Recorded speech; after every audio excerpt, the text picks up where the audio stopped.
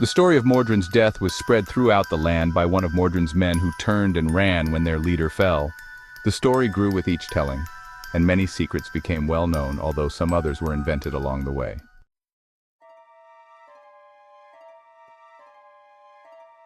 It became known that the Grail rising to heaven was the reason that all of the leaves of all of Britain retained their red and orange hues through the winter, not falling until the spring. Now the earth belonged to man, all gods and devils having departed to more crimson pastures.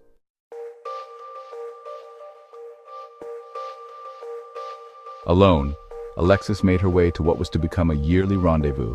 Since it was still several days away, I made camp at twilight so as to replenish my energies. I was rather troubled now about questions of fate and free action, and of the reliance of one upon the other. Somehow I had known about Mordred's threat, even before I saw him hiding in the grasses that morning.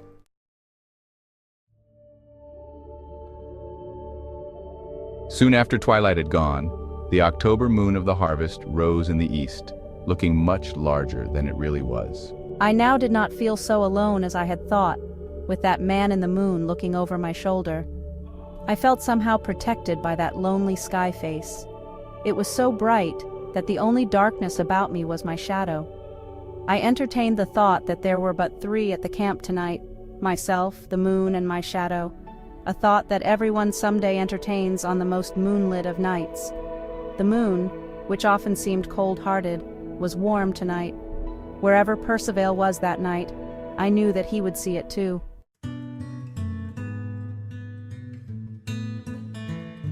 Some 2 centuries after the time of Alexis, Li Po of China, would write, "I take a bottle of wine and I go drink it among the flowers.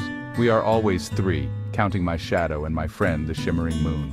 Happily, the moon knows nothing of drinking, and my shadow is never thirsty. When I sing, the moon listens to me in silence. When I dance, my shadow dances too. After all festivities, the guests must depart. This sadness I do not know. When I go home, the moon goes with me and my shadow follows me."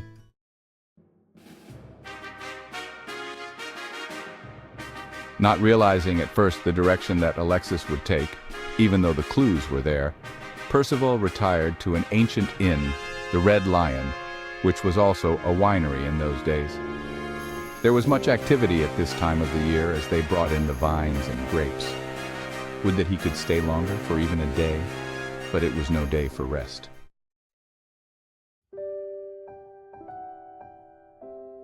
Guinevere, none the worse for her years of alternate banishment and rescue, continued to find solace in the arms of every man. It was an itch in her blood to find life's passion at every turn, but there were no more nights left to entertain except for one. She began her pilgrimage also, traveling many miles up the coast and sampling man's humanity to women along the way. She came to the still hidden entrance of the shrine grounds and went down a short but steep embankment and saw a crumbling stone house. Behind the house were a series of staggered wide stone expanses, one after the other like steps. Water ran down the steps, falling from one to the next. She took the side trail and traveled ever downward, being careful of the slippery path, now and then grabbing hold of branches. She found her old walking stick, where she had hidden it. She circumvented the waterfall of the last ledge by staying up along the banks of the water pool and traveled through the forest a while until she came to the crystal stream. An old abandoned well house still stood there where the stream began at the bottom of some more waterfalls.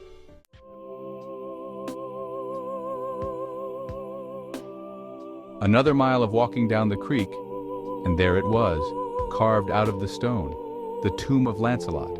Already, many white flowers, some with but one black spot, lay about the tomb area. The location of the tomb was gradually becoming known, the tomb of the White Knight of Joyous Guard. Atop the tomb structure were 2 women.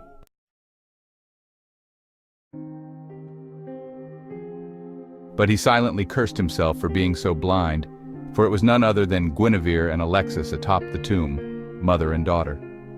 He hid in the bushes, not wishing to intrude upon a secret that perhaps Alexis would have shared with him had he not himself overly shared some of his yearnings for her mother Guinevere when he'd first met Alexis.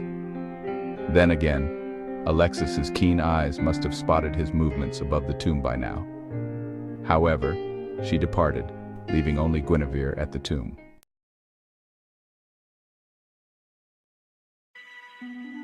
Then perhaps in time we shall both love you. I from beyond your years, Alexis from afore your years, each of us supporting the others and giving life, a triumvirate with all of us as rulers and all of us as subjects.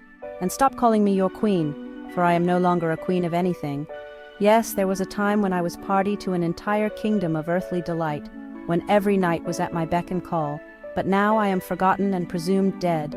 More than a few years did I spend rotting in prisons and nunneries. Now we have but each other, perhaps the greatest blessing of all. I knew this to be true when I heard your life song from afar, an effect of Merlin's enchantment on you, I would surmise. The words lingered in the air, heavy with the weight of history and the promise of a new bond.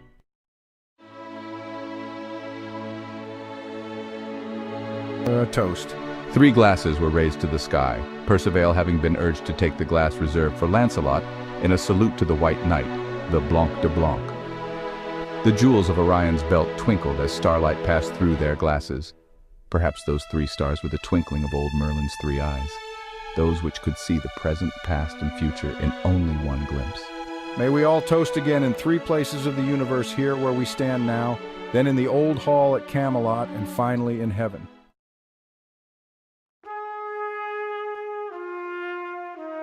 The inscription on Lancelot's tomb read in French, "Lancelot and his only son Galahad lie not buried here but in your heart, and in the hearts of all men who would ride in their good stead throughout the ages."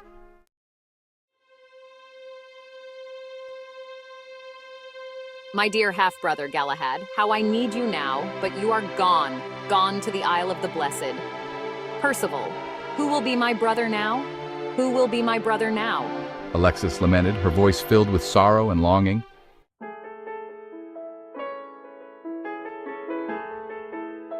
Alexis, I shall try to be all things to you as you require, for my heart and my enchantment allows me no selfishness. Yet he did speak aloud finally, his words a solemn vow to Alexis.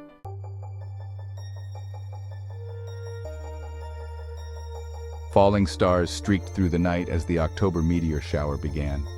Merlin once used this shower to convince people of his magic during hard times, and they believed it. They did.